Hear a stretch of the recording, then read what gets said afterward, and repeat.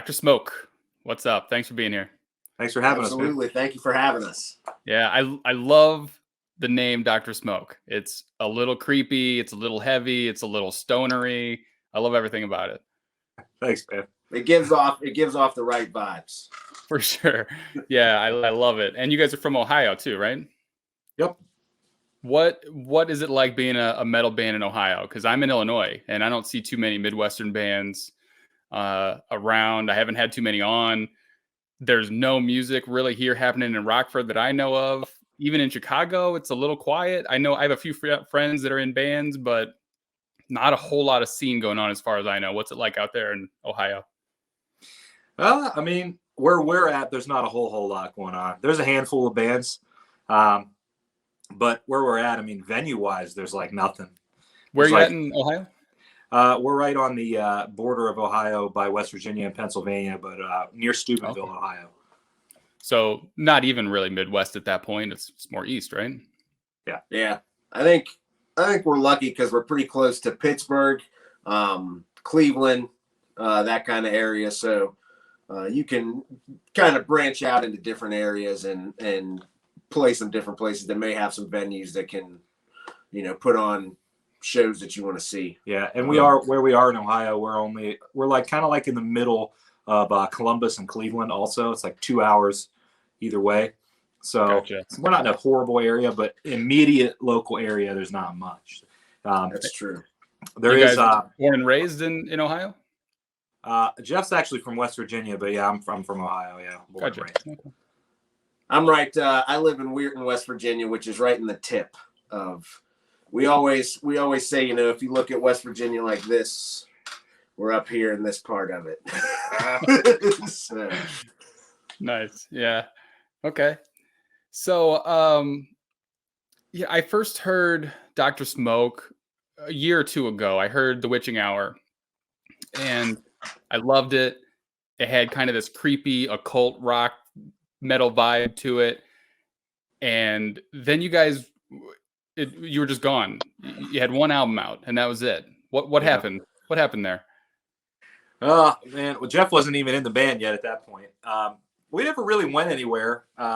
We still were active during this whole time period, 7 years. Yeah. I wish that we would have released some more music, but I mean, it went the way it did. Things happened. We had some lineup changes, some life things going on.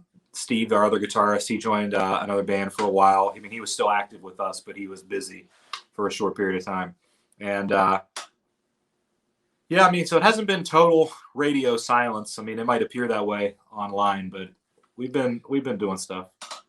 7 years isn't unheard of. There's lots of bands that go quite the distance between albums, but there's a band like Lowrider that was gone for 20 years. They put out Ode to I.O. and then disappeared for 20 years, came back and put out Refractions in 2020, which is one of my favorite records of 2020.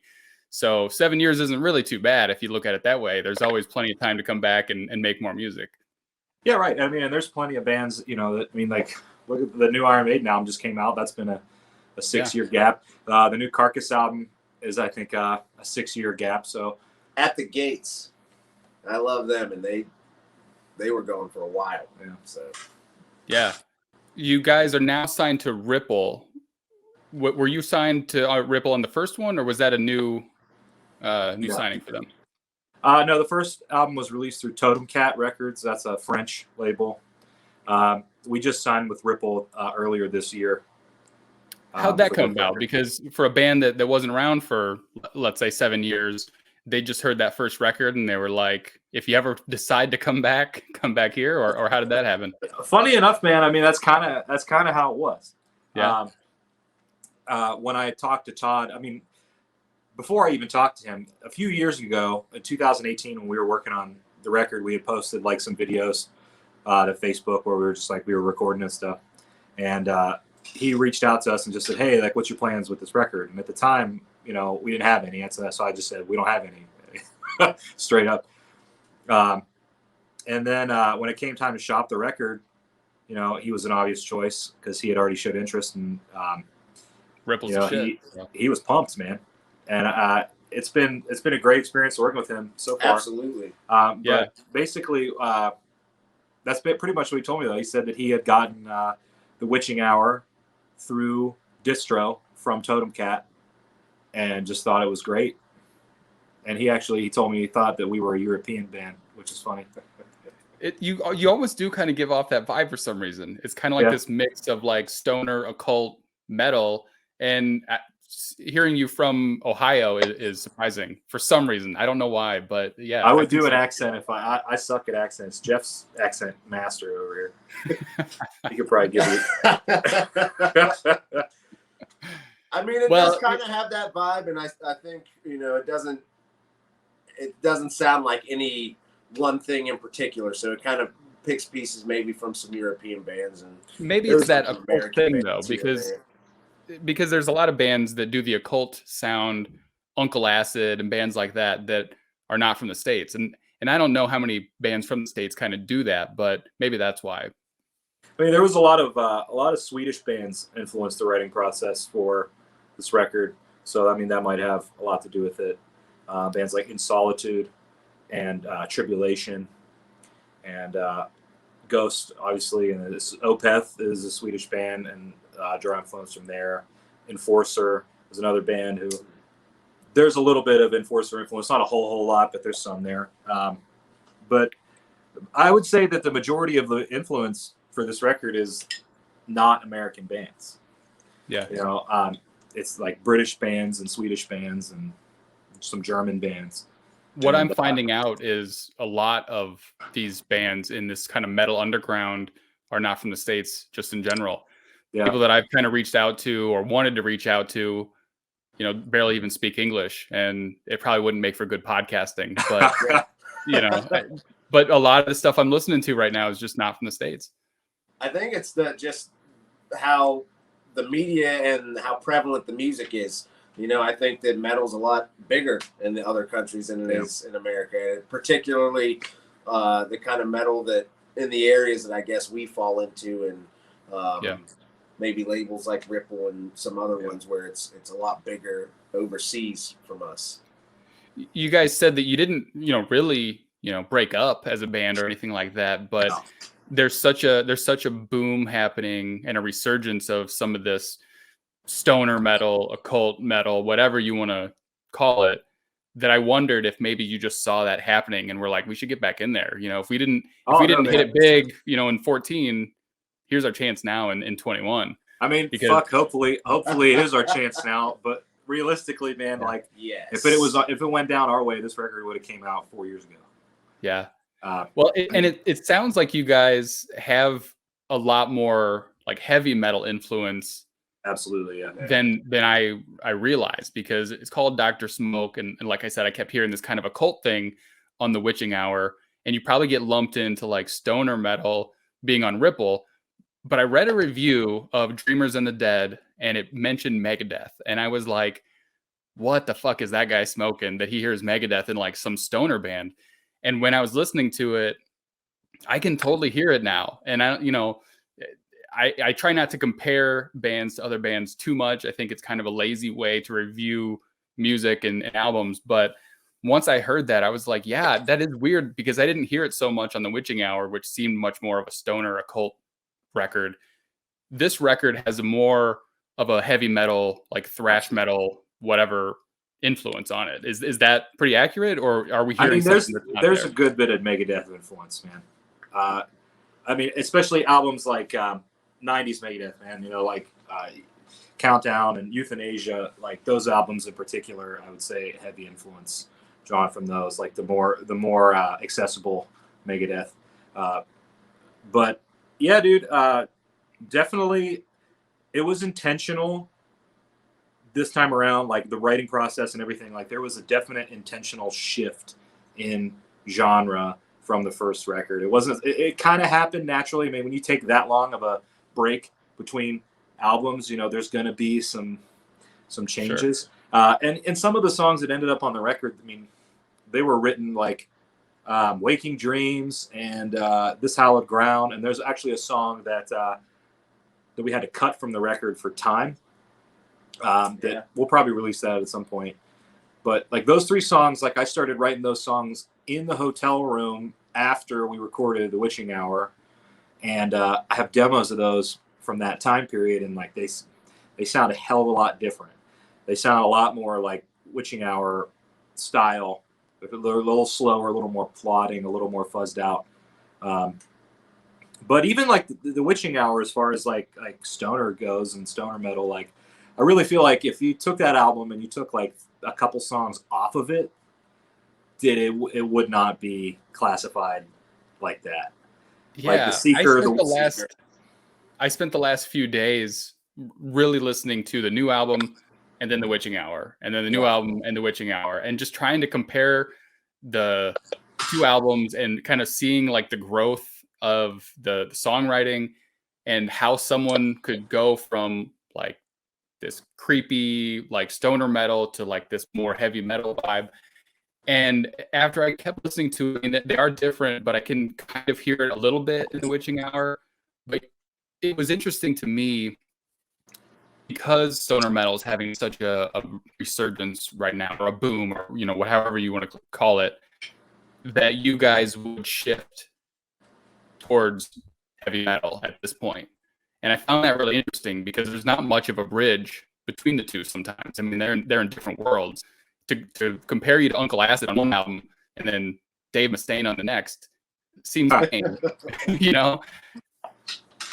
Someone actually on the Witching Hour, man, somebody had commented on somewhere like this album sounds like Rust in Peace, and at the time when I read that, I was like, I mean, like there's influence here for sure, but like I guess I don't know, I'll take it, but I mean, like I said, man, that genre shift, like it's natural. I mean, this album was done pretty much like writing wise before I even joined the band. And I remember hanging out with Matt and he was playing it for me, just like the demos they had. And I was like, holy shit, this is good stuff. And this is like it's a little bit different. So I think the shift kind of happened probably 5 years ago, 6 years ago, The exact moment of the shift towards more metal would have to be when Cody switched from bass to drums. Steve and I come from extreme metal backgrounds. Was in a lot of death metal projects. Still do some death metal. Jeff and I actually have a death metal band that we're working on a EP. So like having that background in the extreme metal, and then like when Cody switched over to drums and his technical ability was more apparent, it was kind of like it opened up the floodgates to be like, well, now we can kind of get way riffier and a little more technical with the songwriting, and I had kind of grown up on heavy metal, on thrash, went from Black Sabbath and Zeppelin into just Megadeth and Metallica, and that's all I listened to for a lot of years until it got into like Lamb of God and stuff like that. But in recent years, I just kind of stopped paying attention and gotten more into the stoner stuff and doom and desert rock and stuff like that. So I love it. I think it's awesome to be kind of excited about like heavy metal again. And oh yeah, there's a lot of great metal bands out there right now, for sure. And I just kind of like stop paying attention, like I said, and to find something like you guys that kind of bridges that gap between the two is really exciting, because it's for me, it's a way to get back into it and realize that why I liked it in the first place. Yeah. I'm glad you like the record, dude. I'm glad you like the first one too. I really do. Yeah, I have a couple songs, I think, from The Witching Hour on the Slightly Fuzzed playlist on Spotify, and I haven't picked one out from Dreamers and the Dead yet, but I got to pick something out and put it on there too, because it's not like it's two different bands, but they're so different in sound that I got to put them both on there. And I do think like a lot the of it new comes album. down to the production. Yeah. I think that if The Witching Hour was re-recorded with the production of Dreamers and the Dead, I think that it would have a whole different vibe. Not that that's like something that needs to be done. But, yeah. It's got to be partly the name Dr. Smoke, and maybe the fact that you're signed to Ripple, that you're getting associated with Stoner so much. I mean, the Seeker and the Willow were featured on a Spotify editorial playlist, Stoner Rock playlist. Yeah. So that has kind of like if you go on our Spotify and you look at like artists that fans also like these artists, it's like all stoner bands. Yeah. And I'm waiting to see like if that's gonna change. We'll see. I mean, like, it's not anything that really hurts my feelings or whatever. I mean, people are listening, and as long as people are listening and enjoying it, you know. We're on the new metal tracks playlist on Spotify right now, so nice. There might be a little bit of a shift there. I mean, as far as bands on Ripple go, other bands, like, I can't think of another band that's like, I think the closest band to like what we're doing is probably Void Vader. They're more like a thrash band. True. Yeah. And it's cool. It's cool to be part of that roster because there's a lot of bands on there that we've played with in the past, and there's bands on there that we're actually really close friends with, like Brimstone Coven, who they live 20 minutes from us. I've known those guys for years and years and years. Great guys. Cool. Love those guys. And Jake the Hawk those as well. Guys. Yeah, I know Jake the Hawk a little bit. They put out a new record. Was it this year? Maybe that was pretty. Yeah, it came out earlier this year. Yeah. They're from Pittsburgh. Hinterlands. And then Horseburner is another Ripple band that's close to us. They're from Morgantown, which is about 2 hours. But so like in this I mean, just within 45 minutes, there's 3 Ripple bands, and like I said, there's a handful of other bands. Like when I went and looked at the roster, I was like, Jesus Christ, we played with like a bunch of these bands. Yeah. So it feels good, Yeah, I was curious to hear who you really played with, because especially kind of changing sounds and stuff. It's curious who you're going to get billed with, and being on Ripple, and who they're going to put you on with, or who you're playing with even locally. Yeah, I mean, we haven't played a show in a long time. We were actually we were supposed to play an album release show 2 weeks ago. On the 3rd, last week. That was last week. Yeah, it was the day of the album release, and we postponed that because for obvious reasons. Yeah, and but that lineup was going to be us and Brimstone and Jake the Hawk. Very cool. But I mean, yeah, as far as like pairings for shows in the future, bills, like, I mean, I don't know. I can tell you bands that I would love to play with. I think it's going to work to our advantage, because I think it's going to allow us to play a broader, maybe spectrum of shows that we can fit in, maybe with some stoner and doom bands, or maybe if it's like a 100% agree show or something, we can pop onto that. So 100% agree. Yeah, I mean, there's some bands where you're just like, you're so one thing, you're going to be billed this way, and that's fine. But a band like yours could easily play, Ripple Fest with some other Ripple bands, or you could play some stoner band fest, and you could easily open up for Megadeth or something and do like a whole thrash thing. So like, I think that it would definitely be awesome to see with anybody. I think that you definitely, again, like I said, you bridge that gap between a lot of different things, which I think is really cool. That's very cool. I think accessibility is important. Yeah. In music, you know what I mean? Like, there has to be bands who can appeal to wider audiences of like genre fans, Yeah. And I'm happy to take that spot, And you still gotta maintain, the integrity of it at the same time. Yeah, there's a core sound you gotta try to stay true to. So have you started writing new material? But if you haven't, is the next one going to be heavier, or are you going to? Well, I don't know, because stick with this sound, or what's next? We're gonna double down on the time, so I think it's going to be 14 years. Yeah, there you go. Actually, Jeff and I were just listening to a demo right before we got on the podcast here. There's definitely, I mean, there's the beginnings of 10 songs. Yeah, there's a good amount of material already for the 3rd album. So I think the plan is to put it out, hopefully very, very, a lot sooner than we did this one. I would like maybe like a 2-year gap. Yeah. Max. 2023, hopefully. 2 years max is the max for me as a fan. Yeah. Because there's so many bands where I'm like, Jesus, like I only get to see you for one night, maybe. I don't care if you go on tour for 2 years. Like I want you to go back to the studio so I have more shit to listen to in my car, when I work out, when I work. That's what's important to me. I know that it's important for you as a band and all the fans in general to go tour for a long time, but like I want more music, as a fan, I just want more music all the time. I feel exactly the same way.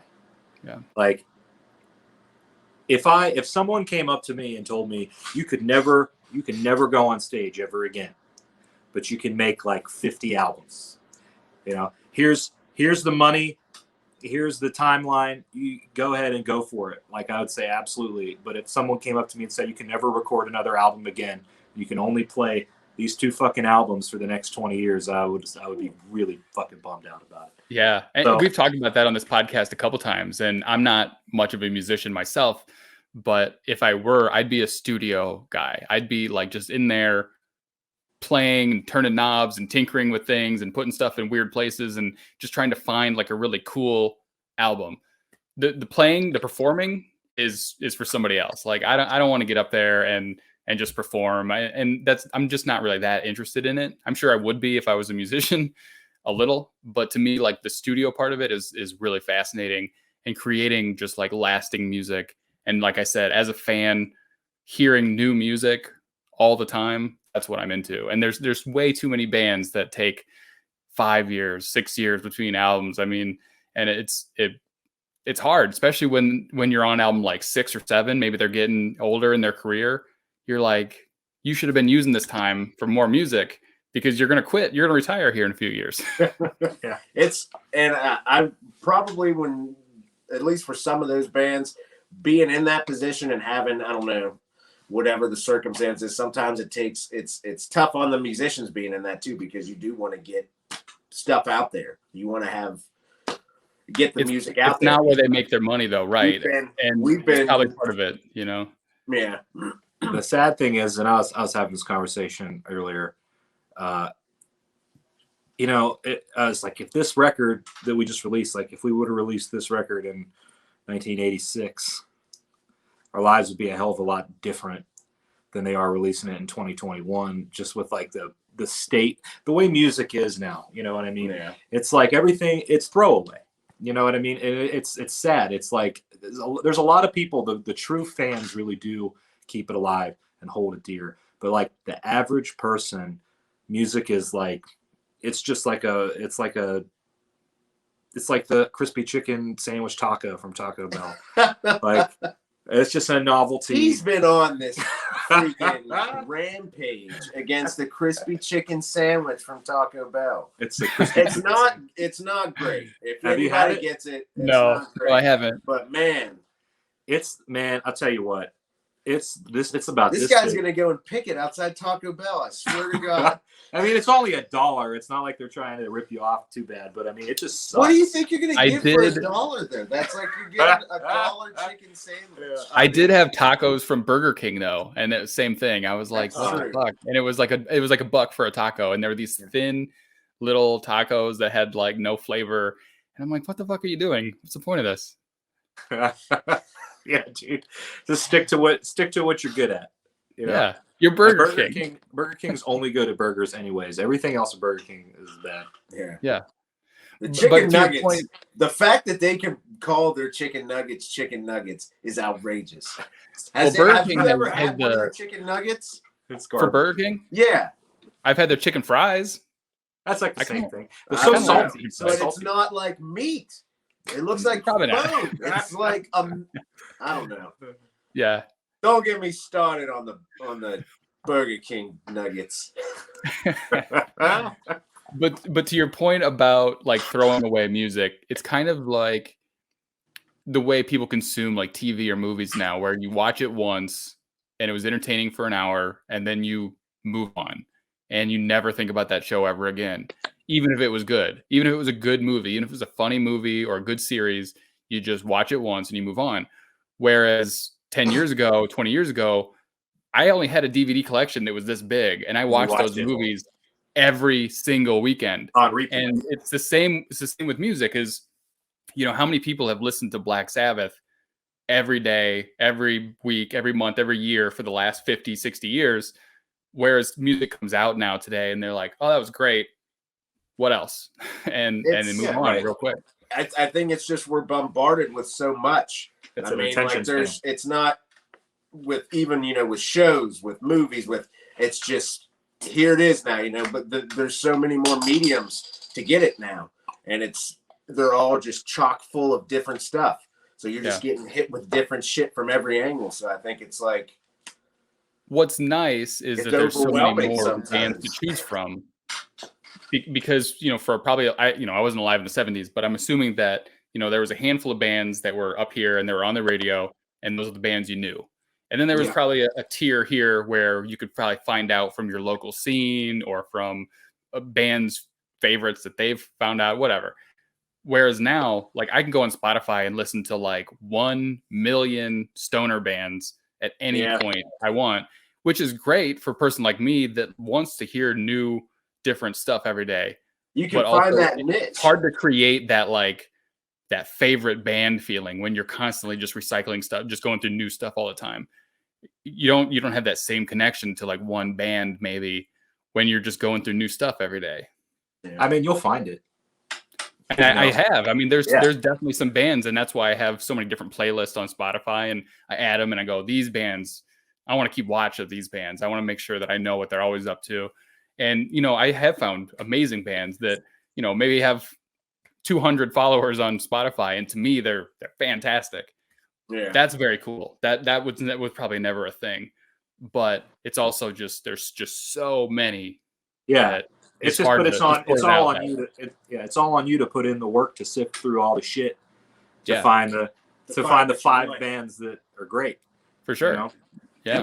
You can get real specific and find what you want to hear. If you want to hear like shoegaze, dubstep, grunge, I'm sure there's something out there that is going to satisfy you when you find it. So I think that's a big benefit, though, you know, because people can now find what they want.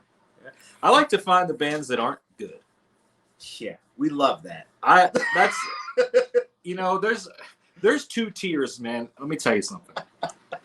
There's 2 tiers of bad, okay? And there's one that you would want to be and one that you would never want to be. There's the kind of bad that you're like, this sucks, and I never want to fucking hear it ever again, right? And then there's the kind of stuff that's like, it's so bad that it's so good. Like, it's like, it does something for me, like better than great music sometimes. Like, I'll listen to an album that, like, something that's like, I nothing specific, but like, I don't know if you have that, if that happens for you or not. Like, I don't know, maybe specifically is like, I've shared a lot of bands that I like with friends, and they're like, what the fuck? And they're like, I don't get it. Like, that they're probably still very much into like the good bands. There's Metallica and there's Slayer, and this is what I'm into. And I go, well, what about this band that has 14 followers on Spotify? I really like it. And they're like, there's a reason that they have 14 followers. Their production sucks. Their writing sucks. This sucks. And I hear something different in it where I go, I know that they're not that good. I know Jeff does that to me all the time. But I can hear this like glimmer of hope somewhere in there. You know, I can hear like maybe 10 albums from now, this is going to kick ass. I'll tell you what, there's stuff I love that, like, I'll show this guy and he'll do that same thing. Like, this fucking sucks. You like shitty music, blah, blah. It's beauty is in the eye of the beholder, though. You know, because I'm sure that there's bands that we think suck that somebody is out there rocking the fuck out of them right now. Well, there's a lot of people that think we suck. You know, but like, I'm not talking about like, I'm talking about like the not like the subjective suck. Like, it's like this band, it's like the Tommy Wiseau of music. You know who Tommy Wiseau is? Like that kind of stuff. That it's like it's like they're oblivious to it, but it's genius. You know what I mean? Like that. I love shit like that. But as far as like stuff like you said, that's like not a lot of people like it, and it has bad production. There's all kind of bands like that I love that Sure. he'll give me shit for. Like there's a band I love called Shitfucker. Which I'm not sure if you've ever heard of that band. No, but I want to know more. No, Sometimes I play this game at the end where I show Shitfucker. It's not random good. album covers, and sometimes It's they're not- fake, it's sometimes they're not- real. It's just They're a band that's like they're ultra offensive, but like on purpose to be offensive. Like there's but like it features the band Acid Witch. Yeah. Okay, so the bass player from Acid Witch plays guitar on Shitfucker. Okay. And they're on Hell's Headbangers. I saw them live. They opened for Midnight. Which have you ever listened to Midnight before? I don't think so. Midnight is another band that was on. They were on Hell's Headbangers. They're on Metal Blade now. They're an awesome kind of like. They're not really thrash. They're kind of like it's kind of like Venom, kind of, but they wear like executioner hoods and leather jackets and stuff. They're the sick band. It's actually all the records. It's all one man band, but they have a group for the show.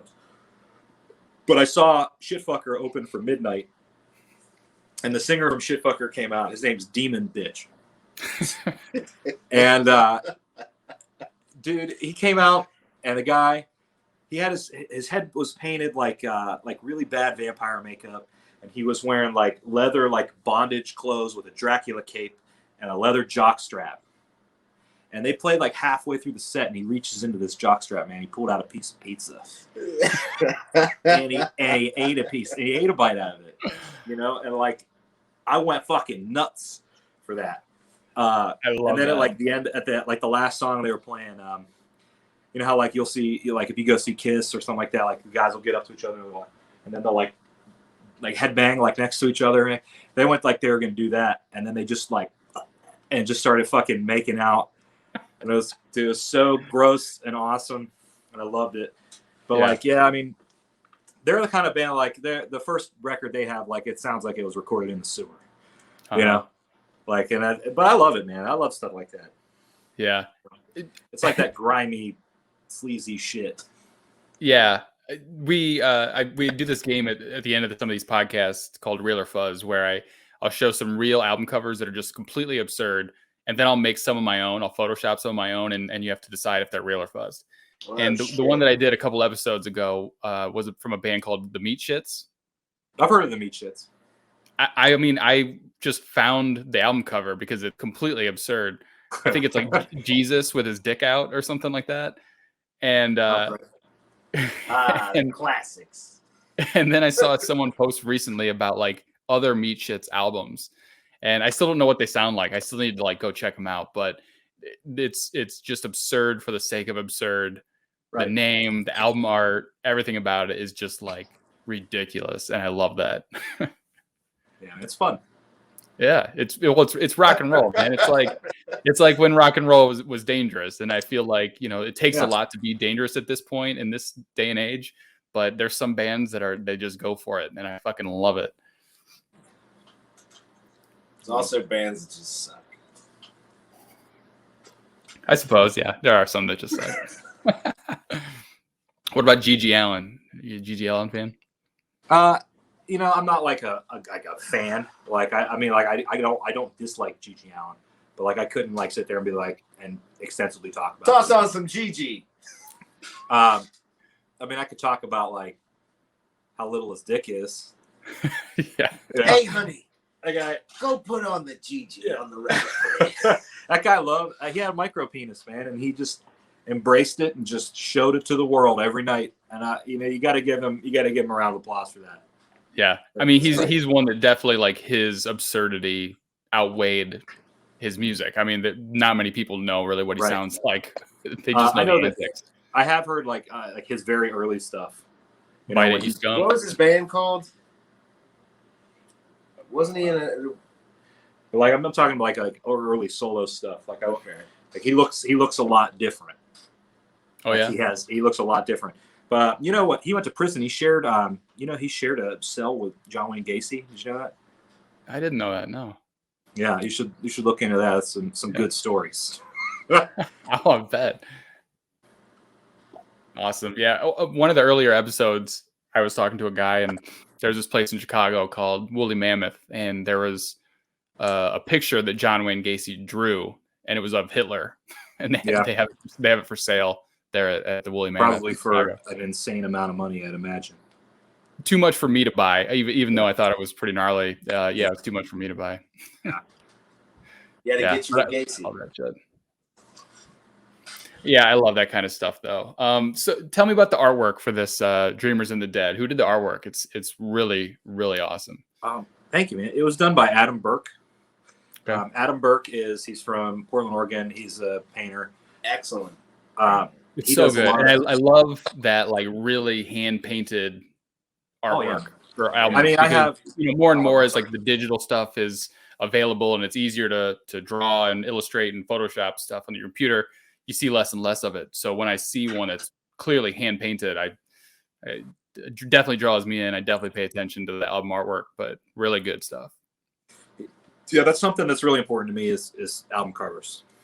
You know, it makes a statement before you even hear it. You know, like you can kind of get an idea, or at least if you can't get somewhat of an idea from what the record might be like from looking at the record cover, then like it's wrong. But Adam Burke he's phenomenal, man. He does a lot of metal bands artwork. Okay. I'm really not so sure how into metal he is personally, but he does a lot of metal bands. He just has that style, you know? Yeah. And I mean, I got in my record collection here, I probably got like 10 albums that have covers by him. Oh, yeah. Yeah. I mean, and we actually, we have 2 more album covers like that we've bought and paid for from him for future releases. So we have them on deck, ready to go. Ready to roll. And all we need is the music, and it's ready. Nice. It kind of reminded me, I think maybe it's Goya. I'm not sure. It's been a while since art history, but that painting Goya, like of the guy like biting the head off. Oh, yeah. You know what I'm talking about? Is that Goya? I don't know. But it kind of reminded me of that same kind of darkness and weirdness. And but I loved it. Either way, it's awesome artwork. And yeah, well done. Thank you, man. Yeah, that piece actually is a little bit different from a lot of his pieces. Like he does a lot of landscapes. He actually did. Do you like Angel Witch? I don't know them too well. Oh, well, you should check out some Angel Witch. But the most recent Angel Witch record, he did the cover for that, and that's kind of like it's like a portrait kind of. Hold on one second. Sure. If you can see it over the thing. This is an Adam Burke. Right on. Yeah. Awesome. So he does a lot of this kind of like landscape, sunsets kind of stuff. Yeah. But man, yeah, phenomenal painter, that guy. Yeah, for And sure. Very nice guy. He's Now, got a lot of good stuff up on his website too. Does he? Yeah. I'll have to check it out. I really liked it. It really drew me in. I liked it a lot. So speaking of artwork, I was wondering what you thought of that. Oh. Have you seen this picture recently? Yeah, I mean, I have. And let me tell you something. I love the show, man. My girlfriend's got me hooked on it. I wasn't expecting that. I have never watched it before, maybe like a month ago. But I'm in it. So right. I think it's because Cannibal Corpse is now like, they were once like the new crazy offensive band, and now they're one of the bands that's up there. Like they've been around for a while, and it's kind of like it's Cannibal Corpse, you know. So they kind of have the image. It's like, yeah, you want to wear something that's kind of shocking, get your Cannibal Corpse shirt. I think that a big part of the reason that she's wearing that shirt is Travis Barker. It's probably Travis Barker's shirt. See, that's the thing, is that like it was pretty controversial, you know, even a couple years ago, just Justin Bieber wearing a Slayer shirt or whatever it was. Yeah. Well, I mean, this one happens fair. to be a little different because I think Travis Barker does have at least a little metal cred. Whereas, you know, Bieber obviously bought that at, you know, Yeah, but small. But let's be fair. I mean, like, and this is Jeff doesn't like these opinions that I have about Slayer and Metallica, but they're Walmart bands. They're like the AC/DC of metal bands. You know what I mean? They're popular now, so it's like it's like, you know what? I want to wear like a metal shirt. Toss on the Slayer shirt. You know, the kids will love it. I've never been a Slayer fan, and I've never been a Metallica fan. I love Megadeth. And you know what? Okay, I will say I do. I like Show No Mercy, Slayer, first record. And I like some of the other stuff, like some here and there. I'm a fanboy, so I. But as far as her wearing the shirt, like, what do I think about her wearing the shirt? I don't give a shit. I hope she wears a Dr. Smoke shirt tomorrow, and I hope that was going to be my question. You know, how would you feel if she was wearing Dr. Smoke? And you know, everyone I would be like, listen, I don't know, send us something. I would be excited. I'll tell you what. Yeah. You know, there's been some metal people that are pretty outspoken about it on both ends. You know, I think Phil Anselmo said that he loves it and hopes that, you know, it gets people into metal and all that kind of stuff. And there's been plenty of people that are like, fuck no, get the fuck out of my t-shirt.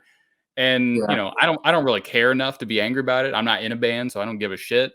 But I just kind of think they're fucking dorks, you know, for like trying to be edgy when they're not. You know, I think it's kind of dorky. Yeah, I mean, it's like, it's definitely weird if you're like trying to go for a look that's like, you know, that's not you, you know. But at the same time, realistically, I think that she went into Travis Barker's closet and she saw that shirt and she was like, this is pretty fucking fucked up. If I wear this fucking shirt, someone's gonna fucking say something about it. And you know, she did it, probably way more accurate than she knew what she was doing when she wore it. She knew that, like, she'd be like, fucking metalheads are fucking assholes and they're gatekeepers and they're gonna fucking lose their mind over this. And like, they knew people would talk about her. Can we use this platform right now? And I'm gonna put Matt on the spot so he can finally call out Jada Pinkett Smith for the $500. That has nothing to do. It was $200. $200. Jada Pinkett Smith, Will Smith's wife, owes this man $200. That's true. She owes me $200. And let's hear the story. If she ever sees this, which you know, I tell you what, I've been going out of my way to comment. Anytime I see a post about Jada Pinkett Smith, I comment on it, and I just say Jada Pinkett Smith owes me $200. What's the story here? Okay, so I love it. What? Oh, hold on 1 second. I love it. It's not really that crazy, but when I was in high school, I did some T-shirt designs for the band Black Dahlia Murder. Who actually, my buddy Alan, he plays drums in that band now. Nice. Which is wild. So in high school, I did some T-shirt designs for Black Dahlia Murder when they were on Ozfest 2005, and they had a merch guy at the time. His name was Chowda. And I don't know whatever happened to this guy. I talked to Alan about it, and Alan basically said that he kind of disappeared. He's like a nomad or something. I don't know. But like, so Chowda ended up doing merch for Wicked Wisdom, who was also on Ozfest 2005. And Wicked Wisdom is Jada Pinkett Smith's new metal band, which was fucking awful. Terrible band. I didn't even know that existed. Oh yeah, man. So Ozfest 2005, I had backstage passes and like Will Smith was there. And I was like on the side of I was watching Killswitch Engage from the second stage, from the side of the stage, and like Will Smith's 10 feet away from me. And he was fucking getting down, dude. He was really into Killswitch. He was really into Killswitch Engage. But so a couple of weeks was he getting jiggy with it? He was, yeah. I took a photo of him like paparazzi style. From like 15 feet away because I was too scared to talk to him.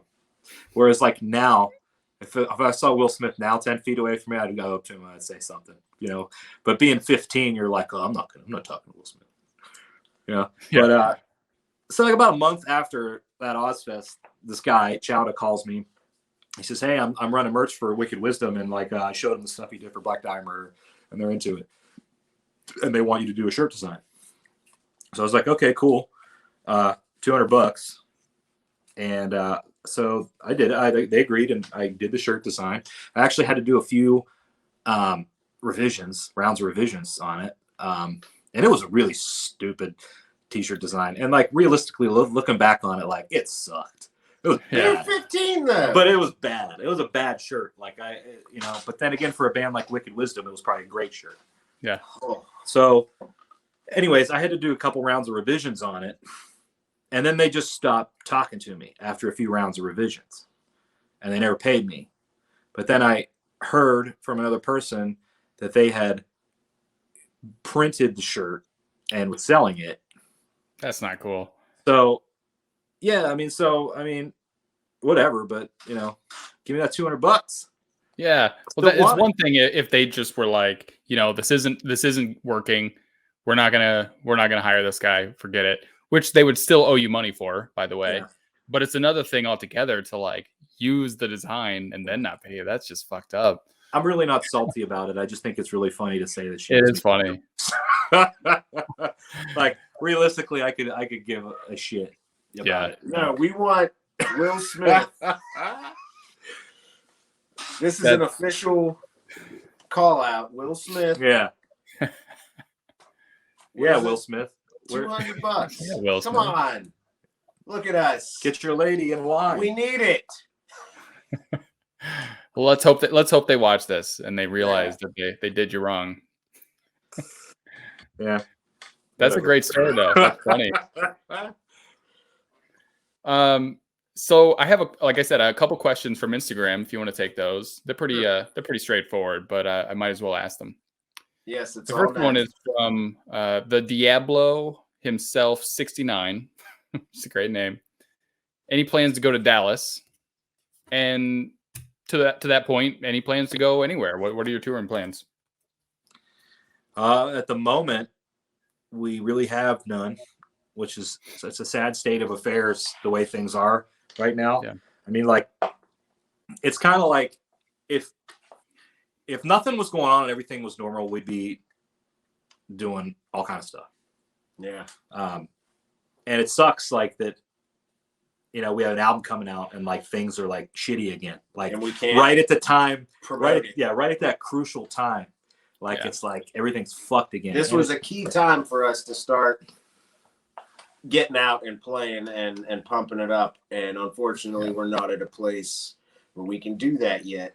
I mean, we could do it because there's plenty of bands out there playing shows and doing things and touring, but then you hear about it and it's like whatever band like so and so from this band now has COVID, and it's like the risk is there, and still. A lot with having to have the vaccination proof of vaccination, or negative test, and just a lot of protocols and stuff that you have set up, and it's like it's a lot to deal with. Yeah, and that's another thing that like we don't want to be put in that divide of like, well, if you're going to come to our show, then you need to do this. You know what I mean? Like that's just not like something that's like I'd rather. But we also want everyone to feel safe too. Right, exactly. We don't want people freaking out because they're coming to our show and they think they're going to get sick coming to see Dr. Smoke, and it's just. And more realistically, it's tough for all bands right now. It's not just us. Every band is going through this right now. I just saw yesterday Red Fang canceled their entire tour for the rest of the year. So I mean the reality is there. Truthfully, next year, we're planning to go to Texas next year to do Ripple Fest next year. So that'd be cool. Look out, Texas. We're coming. Ripple Fest was so awesome this year. I didn't go, but such a good lineup, and you guys will make a great addition to it. So that'll be a good one. Yeah, I'm curious to see who else will play next year. The reality of like touring as like a smaller band too is that even if you had 15 dates lined up and you have to cancel half of them, you might end up owing money at the end of that tour for hotel rooms or whatever else. It's like, what's the point after you have to cancel half of them? Even if you do some, it's like, and especially like right now, we don't have a touring vehicle, so we would have to rent something, and that's like immediate. Like we need an X amount of money guaranteed, like just to be able to come. Right. Yeah. And that's another thing that sucks right now for shows is it's kind of like it. I feel like it could go both ways with like guarantees and payments. Like some people would probably be like, yeah, absolutely, we'll give you whatever you want because people want to fucking see shows right now and they're gonna come and this show will be packed. But then you might have the other people who are like, absolutely not, no way, we can't guarantee anything because We don't know what's going to happen. And Yeah, it's just those so, contracts have changed a lot in the last year. yeah, it's just so iffy, and it's unfortunate. So like we've been trying to figure out like what we can do in the meantime. If we're not going to be touring, we're not going to be doing that kind of stuff. Like what can we do in the meantime to put content out? So we have some ideas, we have some plans, and then obviously the other obvious answer is work on the third record. Yeah, we were go on my podcast and get huge. Hey man, we'll come on whenever you want us. Anytime, yes. We'll sit here and drink beers and talk. You've been quite the gentleman. So the second question is simple too. Just what's your favorite song off the new album? Do you have one, and why is that? What's yours? What Lies Beyond. Yeah, What Lies Beyond. It's fun to play. It's tough for me because a lot of songs I have to think of like, what song is the best for me to listen to, and which song am I thinking of in terms of playing it? Because there's a lot of songs like Dreamers in the Dead off the album is a song where I'm like doing stuff all over the place and it's fun to play. And songs like The Rope, which at least on my end isn't as technical, but it's a great song to listen to. So, but I think overall, What Lies Beyond, it has everything in there that makes me say A-okay. It's hard for me to pick a favorite, man. I have a lot of favorites for different reasons. If I had to pick like an overall favorite, like if somebody said like, "Hey," that's so hard. Yeah, it's so hard. They're all good. Like I couldn't. Every song has its own vibe. Yeah. You know what I mean? Mm-hmm. Like I personally don't think any of those songs sound alike to each other too much. So it's like hard to pick one. I really like The Rope a lot. It's a great song. I like playing The Rope. It's just something about playing it. I really like it. But if I had to pick like one song off that album, like if I was like, I don't know, maybe if like there was a compilation or something, I had to pick one to put on there. I'd probably pick like Waking Dreams. Waking Dreams. I like Waking Dreams. That is a good song. It's also a fun one to play. I just think it's a solid song. If I had a second favorite, it would probably be like These Horrid Things. Oh, that's another. Listen, I consider myself so lucky because they played a lot of this album for me that they had demoed out, and I was like, holy shit, this is great. And they're like, well, do you want to like play these and record these and be in the band? And I was like, yeah, I want to do all three of those things. So that's not what he said. But it's I don't think that there's, like Matt was saying, it's tough because there's not a song where I'm like, it's a filler song or something. Yeah. I think they're all very strong songs. These Horrid Things is one that I wrote down when I was kind of just making notes here. And it's one that I really heard like that kind of heavy metal in. And it was a little different than The Witching Hour in that it was a little bit more like, maybe there was like some palm muting, like some riffing, some like heavy metal things in it that that really stood out to me. And that's just one that I wrote down. I really like that one. So that one's got the riffs, man. I would also say that if there's one song on the album that has like a Sabbath Iommi riff in it, it's that song. And it's the riff towards the end that's like the like that's a really Tony Iommi inspired riff. There was also, I don't know what song it is, maybe you do, you probably do, there was a song in there that someone screamed part of the song, the lyrics in, and I don't remember hearing that on The Witching Hour. I might have missed it, but that was the first time I heard that, and I was like, oh damn, I like that. There's a couple songs. There's two screams. There's two screams on The Witching Hour. There's two screams on this one. Okay. Yeah, I like that. I was like, damn it. It caught me off guard, but because you didn't do it throughout everything, it really got my attention. And it's like an accent. Yeah. It's like a little bit of like Salt Bay. Sauce, a little sprinkle. It really made a statement because to me, you're not a screaming band. So to hear it, I was like, oh, this part means something, and I loved it. That was cool. Thanks. So last part, we're going to do something I call the Fuzz Round.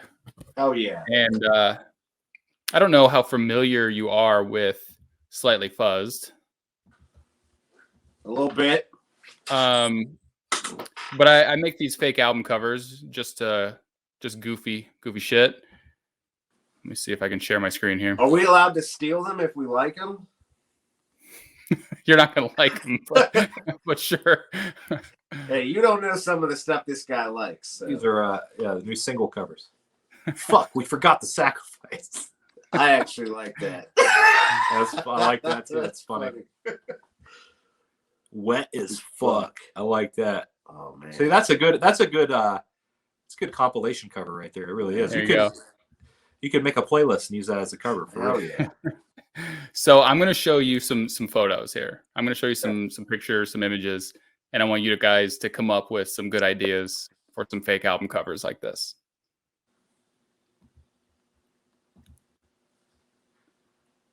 This is all you, man. You're the title master. Is that what we're doing? I got to title them. Oh man. Oh, they're bowling. The 7-10 split right there. Is that what you're going with? 7-10 split? I don't know. I'm not good at bowling. That's a perfect title. I'm not good at bowling.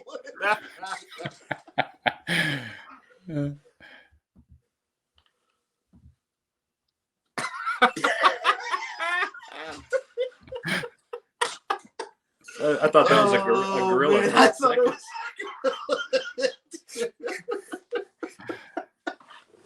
Oh, that's a good one. Slow down. Fuck the cops. That's better. That's better.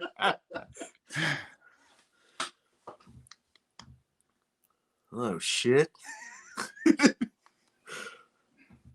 Oh man. This is like a cool sci-fi. That's like a 50s sci-fi. This is like a perfect album cover just as is. I mean, this is actually like legit good. Oh, man, there's so much going on. It's space and like dancing. You got space, you got a skeleton, you got a 50s chick. That's just a good old fashioned. That's a good old fashioned grandma's house, I guess. Oh no, that's just a picture of a lady and her husband. That reminds me of yeah. That reminds me of the movie Necromantic. This is from a movie. It could be from that movie. I'm pretty sure it's from Necromantic. Yeah. It's hot. I mean, I get it. You know, I know what they're going for with it. The title for an album. Yeah. What do you think? Rock hard. I like that. Show me that bone. Show me that bone. Yeah. That's good. Yeah, something with a bone. Are you okay, lady? Sit down and smell it. Oh shit! Sit down and smell it. Is that a gorilla? What the hell is going on with these? Does it have a dick? We're on. I can't see. It's really small. Zoom in on the dick. Oh yeah, it's there. Oh yeah, she's looking That's at what it I too. wanted to see. Let's call that one. I feel bad because I'm just here staring at it. I'm not even trying to think of a name. I'm just staring at his dick. Let's call that one above average. I don't know. That's a bad one. That one's too. I'm not good at titles, man. But I like. Who came up with Dreamers in the Dead? Oh, that was actually that was our other guitar player, Steve. Actually, he happened to be talking about a dream that he had, and in like him telling the story about the dream, he just said that, and I said, I'm taking that for the album title. Like it was just in conversation. I love it. Oh man, is he holding a gun? Yeah. That looks like every fucking metal band from Ohio. If you come and see a thrash show at a bar in the middle of nowhere in Ohio, this dude is playing guitar. And he's probably wearing a bandana too. This is called Ohio Metal Volume 1. That's Bandana Metal Volume 1. Yeah. The Line 6 Insane Years. Oh, that's just two women having fun. Are they women? I don't know. I don't know. The one looks they look faceless. Are they faceless? Faceless fun buddies. That's actually pretty cool. That looks like it's from a movie or something also. Yeah, I don't know anything about that one. Faceless Fire Fun Buddies. Faceless Fire Fun Buddies. Why won't you die, Grandpa? Get back in bed. Get your ass back in bed right now, Grandpa. I swear to God. Richard, he shit himself. Oh, man, that looks like someone's shitty album cover. That looks like I don't know. It's like somebody that opens from Mushroom Head. Honestly. I don't know. Juggalo. No, that's something. It has to be something like really generic occult title. Spellbound. Yeah. Or like Spellbinder. That's probably already a band. Horoscopes. Yeah. But it's horoscopes. Horoscopes. Spellbound. I love it. All right, that was the last one. That was pretty good. I like that. That's all I got for you. Thank you for being here, and I had a lot of fun. I love the album, so congratulations on Dreamers in the Dead. Thanks, bud. Absolutely. Thank you for having us on here. Yeah, no problem. I appreciate you jumping on. Is there anything else that you want to plug or tell everyone about, or tell them to go to your Instagram, your website, anything else? Yeah, I mean, follow us on Instagram, follow us on Facebook. We don't post a whole lot, but I mean, like, that's where you're going to want to go for updates. Check out the record. Check us out. Check out our friends in Brimstone Coven, label mates on Ripple, Jake the Hawk. Keep rocking heavy metal. New wave of what? Traditional heavy metal? Yeah. I'm just now learning about that. I didn't know that was a thing. The new I don't know wave any of those traditional labels. Heavy metal. Yeah. NWOTHM. Yeah. Learn something new every day. Yeah. Oh yeah, man. Yeah, man. All Thanks for having us. Check out the record. Check out Slightly Fuzzed podcast. Watch some more episodes. Check out some episodes of Keeping Up with the Kardashians. It's on Hulu. You can binge that. You can Will Smith and Jada Pinkett Smith. You can make the check out to Dr. Smoke. $200. Everybody, everyone that watches this podcast, go harass Jada Pinkett Smith about his $200. $200. Yeah. That's like, all right. That's like, she wipes her butt with $200. Probably. Yeah, exactly. That'll pay my bill. No, man. But yeah, we had a lot of fun. Thanks. And if you ever want to have us again, we'll be around. Yeah. Hell yeah. And a lot sooner than 7 years. Trust us. Yeah. I hope so. Yeah. All right. Thank you. We'll talk to you later. Take it easy. Be safe. Later.